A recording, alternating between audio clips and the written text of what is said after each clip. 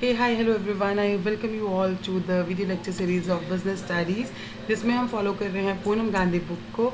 तो आज हम आ रहे हैं, हमने पहले पार्ट 3 कर चुके हैं हम, ठीक है जी, जिसमें हम सेक्शन नंबर 2 पे पहुंच चुके थे उस बुक के चैप्टर के कंटेंट के अकॉर्डिंगली। आज हम आ रहे हैं अपने पार्ट नंबर 4, ठीक है। तो जिन लोगों ने भी वो वीडियोस नहीं देखी हैं वो देख लीजिएगा। अगर आपको उसमें से कोई डाउट्स हैं तो उसको कमेंट सेक्शन में लिख देना, मैं आपके डाउट्स को डेफिनेटली क्लियर करूँगी। So let's start with our today's video in which we are going to study concept and characteristics of business. अगर आपको उसमें किसी भी तरह का कोई भी डाउट है पहले की वीडियोस में भी तो कमेंट सेक्शन में लिख देना, because once we are complete with this chapter, ठीक है, तो हम अपनी कुछ केस स्टडीज़ को भी सॉल्व करेंगे। उससे आपका कॉन्सेप्ट क्लैरिटी और ज़्यादा बेटर हो जाएगा। So without wasting any of the time let's start. सो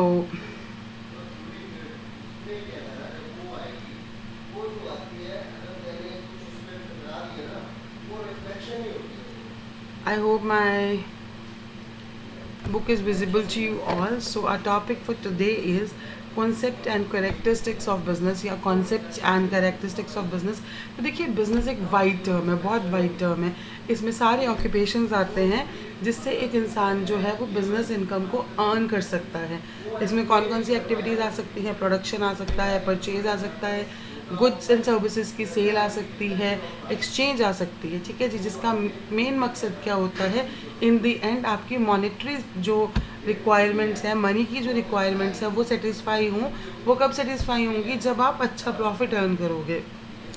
तो नेक्स्ट है, अलग अलग ऑथर्स ने डेफिनेशंस दी हैं, जो भी आपको इजी लगती है you have to learn one definition, because जब आप इस क्वेश्चन को अटेम्प्ट करेंगे कि what are the characteristics of business या what is the concept of business, तो आपको वहाँ पे प्रेजेंटेशन के पर्सपेक्टिव से एक डेफिनेशन लिखना पड़ता है, ठीक है जी, बिकॉज अल्टीमेटली हमें मार्क्स भी लेना है एग्जाम में। तो in modern times business is no longer dealing only with the goods and the services, it can not be defined in the terms of profit only. ये एक इंटीग्रल पार्ट ऑफ सोसाइटी है, integral is important part of society है। तो modern times में business में क्या आता है? 4 चीज़ें आती हैं। कस्टमर क्रिएशन, आपको अपने आप के लिए कस्टमर्स भी क्रिएट करने हैं। शार्क टैंक एक शो चल रहा है जिसमें एक प्रमोशन का बहुत ही धांसू सा तरीका चल रहा है, ठीक है। उसका मेन मकसद क्या है? कस्टमर्स कैसे क्रिएट करने हैं। I don't know much of them but I have seen that show. उसमें एक शार्क अनुपम आते हैं जो बहुत ही अच्छा कस्टमर क्रिएशन के अलग अलग तरीके भी बताते हैं। Then is converting economic resources into goods and services, वो रिसोर्सेज जिनसे आप पैसा जनरेट कर सकते हो उनको आप गुड्स एंड सर्विसेज कैसे बनाओगे। Then is innovating new products and services, ये तो शार्क टैंक एक बहुत बड़ा एग्जाम्पल है जहाँ पे आप डेली देखते हो अलग अलग तरह के गुड्स एंड सर्विसेज आ रहे हैं ना। मार्केटिंग दीज इनोवेटिव प्रोडक्ट्स, इनको मार्केट कैसे करना है, this is all the show is about investments in marketings, right now. What are the characteristics of business, ये बहुत ही इंपॉर्टेंट क्वेश्चन है। बिजनेस स्टडीज़ पढ़ रहे हैं, बिजनेस स्टडीज़ में बिजनेस के क्या नेचर होते हैं, बिजनेस के क्या फीचर्स होते हैं, बिजनेस के क्या कैरेक्टरिस्टिक्स होते हैं, बिजनेस की क्या प्रॉपर्टीज़ होती हैं, सारे क्वेश्चंस का एक ही आंसर है। So it's an economic activities. Ultimately business का मेन मकसद होता है प्रॉफिट अर्न करना, बिजनेस का मेन मकसद होता है मनी अर्न करना, बिजनेस का मेन मकसद होता है सस्टेनेबिलिटी। तो ये सब चीज़ें कैसे अटेन होंगी? अगर आप प्रॉफिट्स करोगे। प्रॉफिट्स करने का मतलब है बिजनेस एक इकोनॉमिक एक्टिविटी है, इसका मेन मकसद होता है मनी को अर्न करना एंड लाइवलीहुड को अर्न करना and not for psychological satisfaction, ठीक है जी। दैन इज प्रोडक्शन और procurement of goods and services, आपको प्रोड्यूस तो करने हैं ना, प्रोक्योर तो करना पड़ेगा, कहीं ना कहीं से लाओगे तो, ठीक है जी। गुड्स क्या हो सकते हैं? कंज्यूमर गुड्स हो सकते हैं, इंडस्ट्रियल गुड्स हो सकते हैं, इट कुड बी सर्विसेज, जिसमें क्या आ सकता है? सर्विसेज कौन कौन सी हो सकती हैं? ट्रांसपोर्टेशन दे सकते हो, बैंकिंग दे सकते हो, इंश्योरेंस दे सकते हो, it could be anything, right. Then is sales और exchange of goods and services, किसके लिए करनी है आपको सेल और एक्सचेंज? जिसका मेन मकसद होता है ह्यूमन नीड्स की सेटिस्फैक्शन। तो business involve sale and exchange of goods and services. ना इसको करने से पहले आपको गुड्स एंड सर्विसेज का कॉन्सेप्ट क्लियर होना बहुत ज़रूरी है, जो कि मैंने करवाया पिछली वीडियो में। नहीं क्लियर है तो देख जरूर लीजिएगा, ठीक है जी। तो production of goods and services, self consumption के लिए अगर आप गुड्स को प्रोड्यूस करेंगे तो भाई साहब that is no at all a business, ठीक है जी। अगर मैं अपनी फैमिली के लिए कल्टिवेशन कर रही हूँ ना, दैट इज़ नॉट बिजनेस।